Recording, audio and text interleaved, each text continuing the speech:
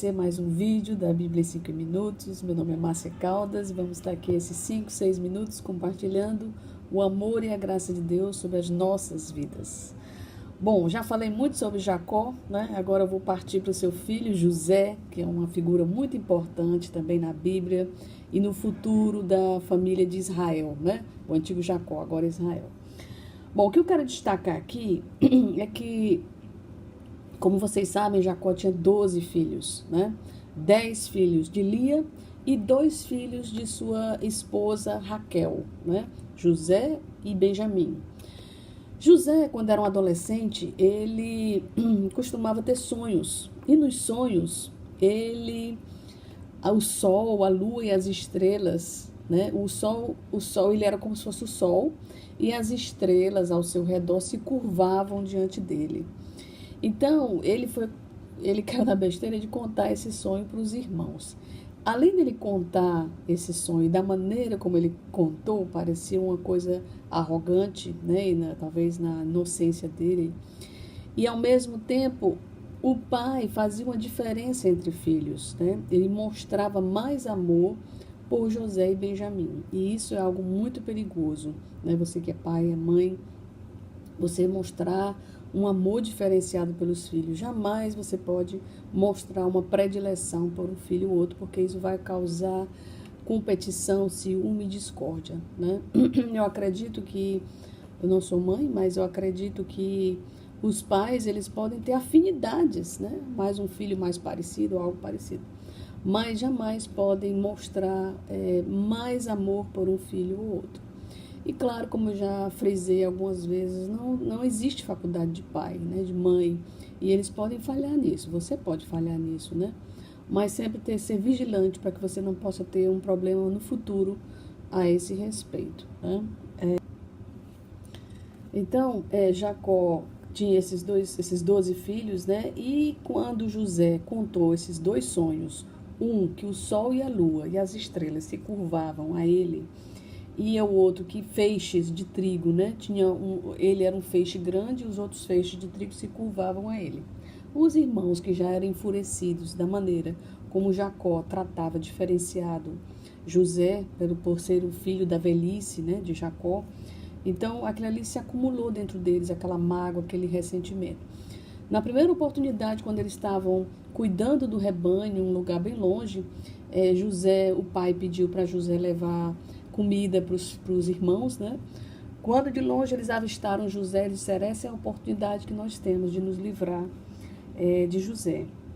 Um dos irmãos ainda disse: não vamos fazer nada de mal a ele. Então o que eles disseram? Colocaram ele num poço seco, né, para ficar lá. E Judá, que era o irmão, que disse: não, deixa eles brincarem, arengarem com José e depois eu tiro ele de lá, né? Só que nesse meio tempo, Judá foi resolver algo mais distante e ia passando uma caravana de mercadores, e foi a oportunidade que eles tiveram de se livrar de José, e venderam José para o Egito. Olha só que absurdo, né? E mataram um animal, pegaram a túnica de José, que o pai tinha dado, uma túnica especial, mataram o animal, sujaram aquela túnica de sangue e chegaram ao pai e disseram que um animal tinha pego José. Imagina o desespero de um pai, né, ao ver que um filho tinha sido morto por um animal pela história que eles contaram, né? E novamente a gente vê a história do engano e da trapaça se repetindo, né? Parece que esse nome Jacó, o nome trapaça, ficou impregnado na vida de Jacó, que agora era Israel. Mas o mal que seus irmãos fizeram a José, Deus transformou em bem, né? Nós vamos ver isso através da história. Então, eu digo para você, se você está passando por uma situação de injustiça, Deus tudo vê, e o julgamento dele sempre é mais coerente que o nosso. Então, a nossa primeira intenção, nossa primeira posição, nosso primeiro comportamento é querer nos vingar, né?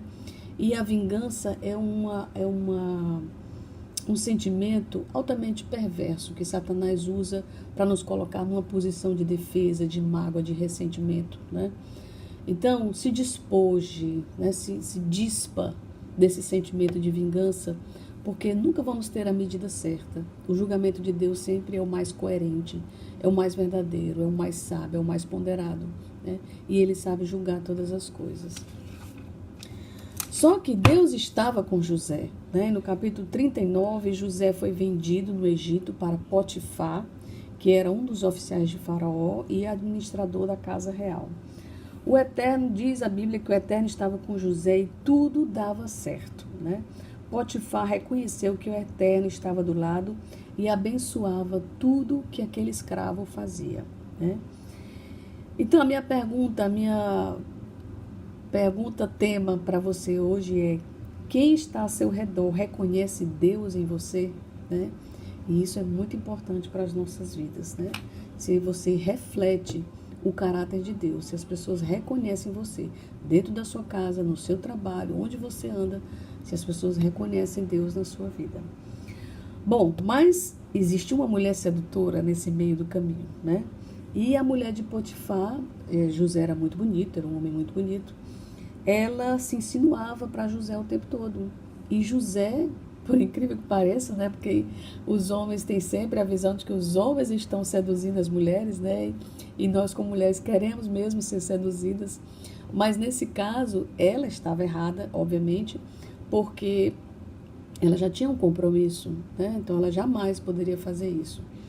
E contrariando, né, o que todo mundo, a maioria diz, que o homem não resiste a uma mulher sedutora, José resistiu sim, porque ele tinha princípios. E um homem correto, um homem íntegro, ele precisa ter princípios. Porque mulheres bonitas, sedutoras, terá em todo o tempo. Assim como as mulheres também, comprometidas, podem ter homens sedutores ao redor dela, né? Hoje em dia, com as posições, as mulheres ocupando muitas posições, estamos no mesmo nível de sedução, né? E precisamos estar atentos. E tanto a mulher como o homem precisam ser íntegros, né, no seu comportamento. Então, José resistiu porque ele tinha dois princípios muito importantes para a vida dele. Um deles, jamais poderia trair a confiança de Potifar. E ele disse isso para a mulher de Potifar. Segundo, eu não posso pecar contra Deus. Então, esses dois princípios de José foram extremamente importantes para ele resistir.